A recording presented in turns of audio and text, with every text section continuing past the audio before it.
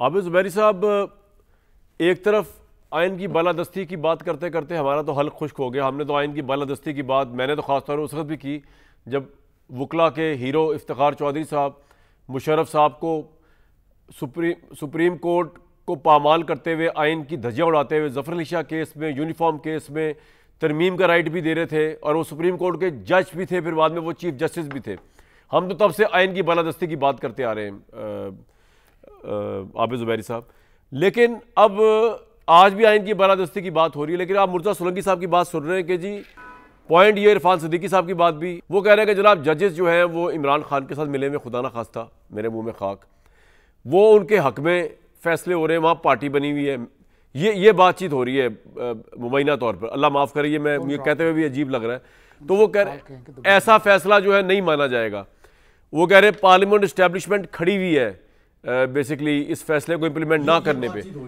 How do you take that? और मैं चाहूंगा कि जरा इरफान सिद्दीकी साहब की, आबिद ज़ुबैरी साहब, अगर आप बात सुन लें इस कुराए अर्जी के अंदर कि अदालत भी, उसका कोई बेंच वो भी गलती कर सकता है या नहीं कर सकता, या वो नौजुबिल्ला कोई पैगंबरों का कबीला है जिससे गलती का इर्तिकाब नहीं हो सकता। बार बार आइन को तोड़ा गया है और बार बार 2017 के कानून को तोड़ा गया। अगर हम आइन से मुतसादिम कोई चीज करते हैं तो एक फोरम मौजूद है, अदलिया ठीक कर देती है। अदलिया अगर ये वही काम करे जो हम करते हैं तो कौन ठीक करे? किसी एक मार्शल लॉ के सामने हमारी अदलिया खड़ी नहीं हो। डिक्टेटरों का किरदार है मुल्क को बर्बाद करने में, उनसे 10 गुना ज्यादा किरदार है उन अदालतों का जिन्होंने उन डिक्टेटरों की तौसीक की। आज अगर पार्लियामेंट कहती है कि हम एक आईनी तरमीम करने चाहते हैं तो एक क़यामत बपा है। 239 आर्टिकल है आइन का, उसकी झैली शिक है 5, वो कहती है no amendment of the constitution shall be called in question in any court on any ground whatsoever. एक और शिक देखिए 239(6), for the removal of doubt it is hereby declared that there is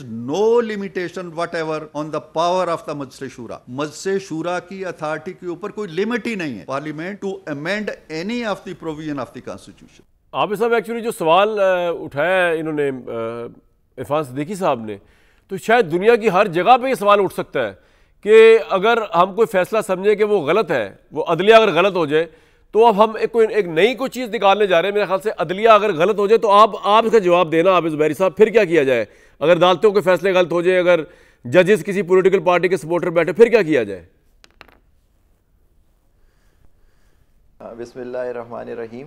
देखिए, बिल्कुल फ़ैसले गलत हो सकते हैं, लेकिन अनफॉर्चुनेटली इन लोगों के लिए, जो दोनों साहब जो एक बैठे हुए हैं आपके साथ, और सोलंकी साहब और दूसरे इरफान सिद्दीकी साहब, उनको मालूम हो रहा है चाहे फ़ैसले गलत हों या सही हों, अब सुप्रीम कोर्ट का फ़ैसला या हाई कोर्ट का या इवन सिविल जज का फ़ैसला जो होता है आए, वो आप पे बाइंडिंग होता है।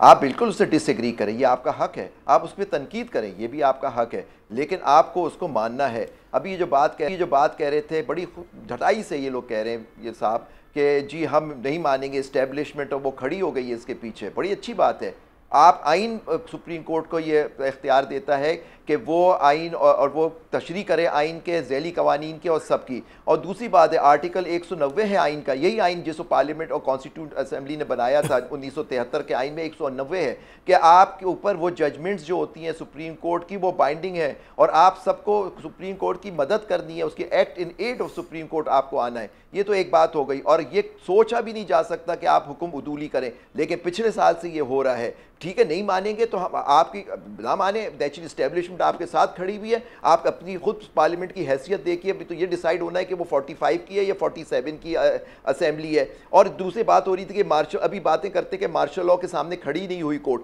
आप देखिए कुछ खड़ी भी हुई है, तो क्या ये पार्लियामेंट खड़ी हुई कभी मार्शल लॉ के साथ? ये जो इनके लीडरान है, कहाँ के कब प्रोड्यूस हुए, ये किन जर्नैलों के ये मिनिस्टर रहे, कहाँ से ये लोग आए थे, तो वो सब भूल जाते हैं। क्या पार्लियामेंट ने तौसीक नहीं की 8वीं तरमीम की और बाकी तरामीम की? दो आर्टिकल 270 ए 333 सब उन्होंने, सारी मार्शल लॉ की जो ऑर्डर्स थे उसको तौसीक किसने की? पार्लियामेंट ने तौसीक की। तो ये ना कहें कि जी अदलिया नहीं खड़ी हुई, अदलिया ने उसके बावजूद भी रोल निकाला कि उनके वो ऑर्डर्स प्रोटेक्टेड नहीं होंगे जो मेलाफाइडी होंगे, विदाउट जूरिसडिक्शन होंगे। अब ये आर्टिकल 239 पढ़ के सुना रहे थे, उसमें शेख थी, झैली शेख है 5। ये डिबेट हुई, और आपने ये जो फैसला भी आप बता रहे थे ये डिस्ट्रिक्ट कोर्ट पिंडी का, ये मिलिट्री कोर्ट से 21वीं तरमीम का ये फैसला था जिसमें वो मिलिट्री कोर्ट्स बने थे, आपको याद होगा। हम लोगों ने उसको चैलेंज, मैं उस जमाने में सिंध हाई कोर्ट बार का प्रेसिडेंट था, हम लोगों ने चैलेंज किया था कि ये नहीं है, और उस वक्त 17 मेंबर बेंच थी, फुल कोर्ट था, तो ये फैसला फुल कोर्ट का है, मतलब 17, उसमें 6 माइनॉरिटी में चले गए थे। और अजमत सईद साहब ने लिखा था ये फैसला, अजमत सईद का, जी जी जी जी जी जी, अजमत सईद साहब मेजॉरिटी में थे, और आपने बिल्कुल सही पढ़ के सुनाया कि आप सैलिएंट फीचर्स खत्म नहीं कर सकते सुप्रीम, जो आप इसमें आजाद अदलिया, यानी अब जो ये अमेंडमेंट ला रहे थे, ये लोग बैठ के बातें कर रहे हैं आपके टीवी पे या प्रेस कॉन्फ्रेंसेस कर रहे हैं, ये तो सुप्रीम कोर्ट को ही खत्म करने के नकरे। क्या ये एब्रोगेट कर सकते हैं कॉन्स्टिट्यूशन को? अमेंड जरूर कर सकते हैं, अमेंड करके का मतलब ये नहीं होता कि एब्रोगेट करते हैं। आइन एक इक्वल पावर देता है अदलिया को। ये जो हरकतें हो रही हैं या किस तरह से अब आइन का बिगाड़ हो रहा है, ये 18वीं 19वीं तरमीम को जो एक सुप्रीम कोर्ट ने उसको अपहोल्ड किया, जो तरामी, तो उसको भी खत्म करने के, जी हम एक सुपरा कॉन्स्टिट्यूशनल कोर्ट बना देंगे। कोई ऑर्डर, हर तरमीम चैलेंज हो सकती है अगर वो बेसिक स्ट्रक्चर जो होता है कॉन्स्टिट्यूशन का उसका। कल क्या ये जो पार्लियामेंट इसकी बालदस्ती की ये बात करते हैं, क्या कल पाकिस्तान को एक गैर मुस्लिम मुल्क डिक्लेयर कर सकती है? अभी तो फर्क फरमा रहे थे कि कोई हम पे कोई लिमिटेशन नहीं है, कोई हम पे पाबंदी नहीं है, और चैलेंज भी नहीं हो सकता। सुप्रीम कोर्ट ने कह दिया 17, और आपको पता है आज के जो चीफ जस्टिस साहब हैं, जस्टिस फाइज ईसा, वो माइनॉरिटी में थे, उन्होंने 21वीं तरमीम को डिक्लेयर किया था कि अनकॉन्स्टिट्यूशनल है। आप पढ़ लीजिए उनका डिसेंटिंग नोट उसमें, और मेरे जो आर्ग्यूमेंट थे उन्होंने उसको रिप्रोड्यूस किया हुआ, जो मैंने आर्ग्यू किया था, उनके जस्टिस फाइज ईसा का जो नोट है उसके अंदर वो माइनॉरिटी जज थे। तो देखिए इस तरह की बातें करने से प्रेस कॉन्फ्रेंस को जजेस तो जवाब नहीं दे सकते। फैसला है सुप्रीम कोर्ट का, ये सीटें एक पॉलिटिकल पार्टी की हैं, उनको देना है। आप नहीं देना चाहते तो आप कहिए कि हम कर रहे हैं। अभी सुप्रीम कोर्ट का काम है कि वो देखे कि किस तरह से वो इंप्लीमेंट करना है, नहीं करना। नहीं आते आप ऑर्डर पास कीजिए, ना करते फिर उसका अलग कॉन्सिक्वेंसेस पॉइंट आ गया आपका। लेकिन ये करना सुप्रीम कोर्ट। लेकिन मैं आपसे आगे चल के पूछूंगा कि अगर इंप्लीमेंट यहां पे ना कोई करना चाहे तो इंप्लीमेंट किस तरह होगा? जजेस अपने तौर पर इंप्लीमेंट तो कर नहीं सकते।